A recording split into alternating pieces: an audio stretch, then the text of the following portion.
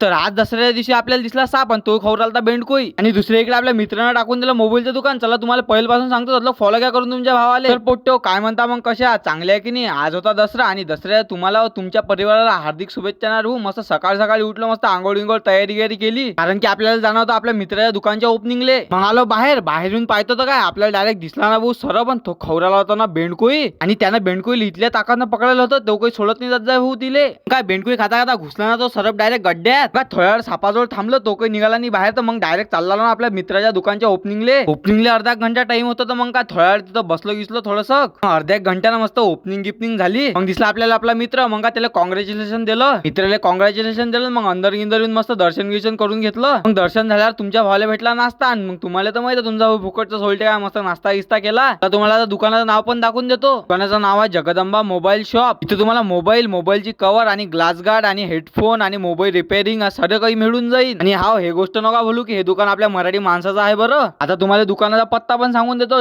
पाचकवडे jewellery शॉपच्याच बाजूने भाऊचं दुकान आहे. एक वेळा नक्की भेट द्या दुकानाले.